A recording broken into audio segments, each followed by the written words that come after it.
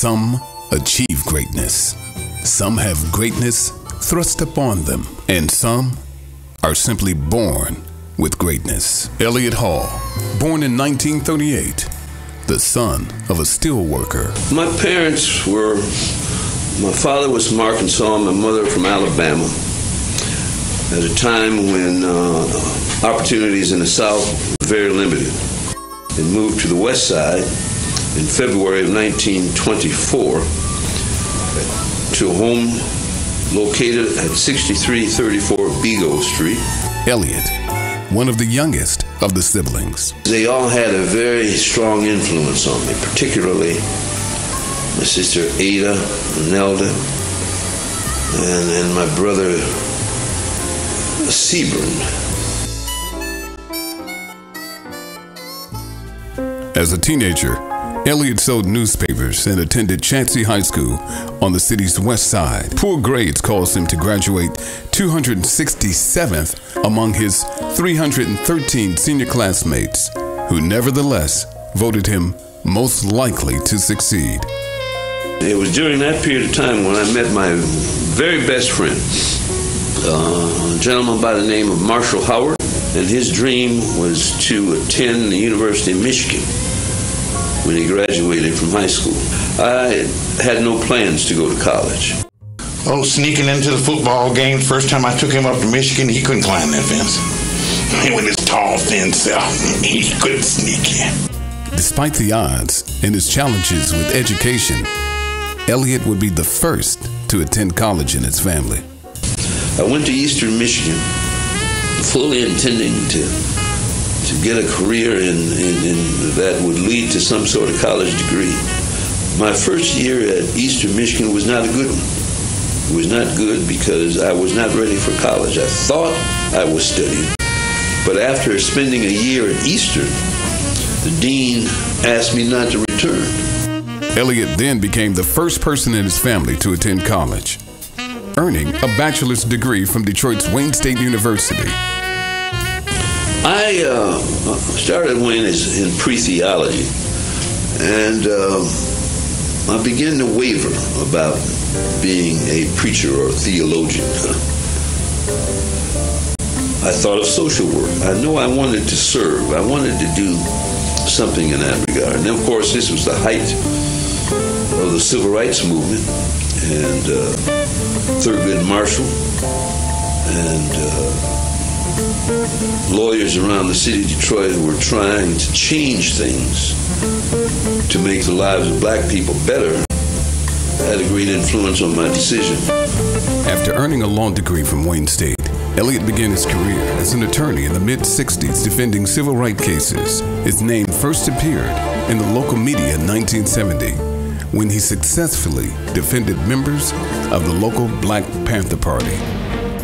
I was called, and they wanted me to come down and see what I could do, since I knew the Panthers and had represented some of them, see if I could cool the situation down so they wouldn't have to kill everybody in the house. When I arrived on the scene, along with Dennis came, along with a reporter, we all went into the house on 16th, and we talked to a bunch of the youngsters and said, listen, they've got superior firepower outside the house. You have to decide whether you're going to stay or come.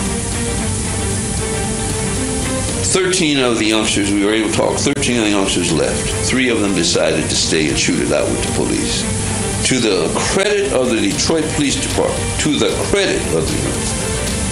they threw tear gas into the house and disabled the other 3, so no one was killed. In 1972, he was elected to head the Detroit chapter of the NAACP. This prominence led to his appointment by Coleman Young. Mayor Young named Hall as the City of Detroit's corporate counsel, a job in which he suddenly found himself in charge of 40 lawyers.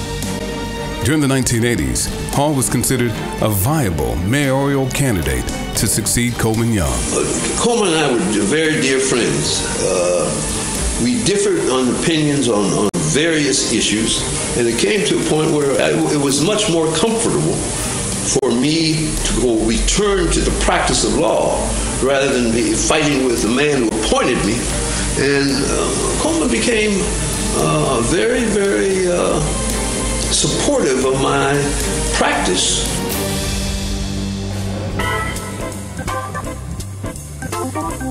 I mean, when I graduated from law school, there were no lawyers of color, no black lawyers in any large law firms in the city of Detroit, or in fact, for that matter, the state of Michigan. But he became a partner at Dykema. And because of his work there, Ford Motor Company had a chance to watch what he did and made him a vice president. That was historical. When I left Detroit, I left a very strong and able city, but I was on the national stage going to Washington, representing one of the strongest and most powerful companies in the world. So it was an advancement that I thought, or an opportunity that I welcomed. One of Elliot Hall's biggest accomplishments in life is his family. Well, I met my wife, Beverly, my first wife, Beverly, in 1959 on the campus of Wayne State University. We got married in 1962. We had 2 beautiful children, all of which are grown now and have their own families. Shirley and I have been married 38 years. She's been a very strong partner, a very strong advocate in the direction I wanted to take my professional life. We were on the same page and continue to be on the same page in that regard.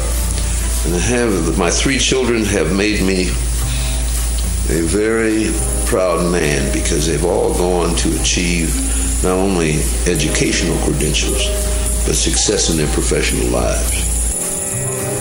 And I would hope that people will remember me for giving of myself, giving of my talent, giving of service to those less fortunate, giving to causes that were needed, that I was an inspiration to my children, that I was supportive of my siblings, and that I left my space on this earth better than what I found it.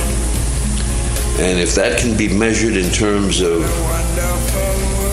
my actions, particularly as a lawyer and as a human being, of giving to those who could not help themselves, or those that needed inspiration to find their life's way, I hope I will be remembered for that. And I think to myself,